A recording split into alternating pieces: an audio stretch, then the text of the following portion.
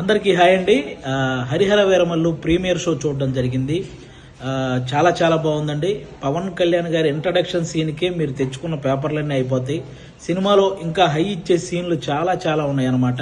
ముఖ్యంగా క్లైమాక్స్లో పవన్ కళ్యాణ్ గారు కంపోజ్ చేసిన ఫైటు, దాని వెనక కీరవాణి గారు ఇచ్చిన బ్యాక్గ్రౌండ్ స్కోరు లిటరల్గా మీ అందరికీ గూస్ బంప్స్ తెప్పిస్తాయి. ఆ హైతోనే మీరు అందరూ థియేటర్ నుంచి బయటకు వస్తారు. ప్రతి ఒక్కరూ కూడా ఫ్యామిలీతో వెళ్ళి వీరమల్లు చేసిన పోరాటాన్ని థియేటర్ ఎక్స్పీరియన్స్ చేయాలని మనస్ఫూర్తిగా కోరుకుంటున్నాను.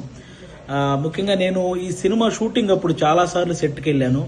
పవన్ కళ్యాణ్ గారు అభిమానులకు నచ్చే సినిమా తీయాలని ప్రతి సీన్ మీద కూడా చాలా కేర్ తీసుకొని చేశారు. అది ఈరోజు స్క్రీన్ మీద కనిపించింది. క్లైమాక్స్లో ప్రతి అభిమానిని కదిలించింది. ముఖ్యంగా ఆయన అంటే ఎప్పుడో ఒకసారి అభిమానుల కోసం ఒక హిట్ దేవుడు అని కోరుకుంటే గబ్బర్ సింగ్ వచ్చింది. ఆ తర్వాత మళ్ళీ ఇప్పుడే అభిమానుల కోసం ఒక హిట్ దేవుడు అని కోరుకున్నారు. మనకి హరిహర వీరమల్లు వచ్చింది. మీరు ఆఫ్ స్క్రీన్లో ధర్మం కోసం పోరాడిన పవన్ కళ్యాణ్ గారిని చూశారు. ఆన్ స్క్రీన్లో ధర్మం కోసం పోరాడుతున్న హరిహర వీరమల్లును కూడా చూసి ఎంజాయ్ చేయాలని మనస్ఫూర్తిగా కోరుకుంటున్నాను.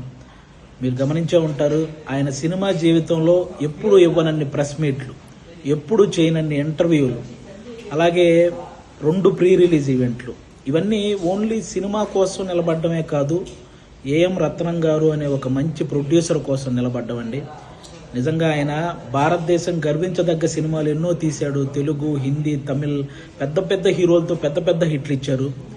ఈరోజు పవన్ కళ్యాణ్ గారితో ఆయన పొలిటికల్ షెడ్యూల్ని దృష్టిలో పెట్టుకొని దానికి తగ్గట్టు సినిమా షెడ్యూల్ని వేసి అక్కడ పొలిటికల్ కెరీర్లో ఆయన ఒక మైలురాయి సాధించడానికి, అలాగే సినిమా కెరియర్లో ఇంకొక మైలురాయి సాధించడానికి తోడ్పడిన ఒక మంచి ప్రొడ్యూసర్ అండి ఏఎం రత్నం గారు. ఆయనకు కూడా మనందరం అండగా నిలబడాలని కోరుకోవటం కాదు, వేడుకుంటున్నాను. అందరూ ప్రతి ఒక్కరూ వెళ్ళి ఫ్యామిలీతో ఈ సినిమా చూడాలి. అలాగే ఆల్మోస్ట్ 30 సంవత్సరాల నుంచి పవన్ కళ్యాణ్ గారు సినిమాల ద్వారా మనల్ని ఎంటర్టైన్ చేశారు. పాలిటిక్స్ ద్వారా ఎన్నో అవమానాలు పడ్డారు. కష్టాల్లో ఉన్న ఎంతో మందిని ఆదుకున్నారు. అలాంటి వ్యక్తి ఎప్పుడో కానీ మనస్ఫూర్తిగా ఒక మాట అడగడు, సినిమా చూడండి అని. కాబట్టి ఆయన్ని అంటే ఇంకో 3 సినిమాల తర్వాత ఆయన మళ్ళీ కొన్ని సంవత్సరాలు సినిమాలు చేస్తాడో లేదో కూడా తెలియదు.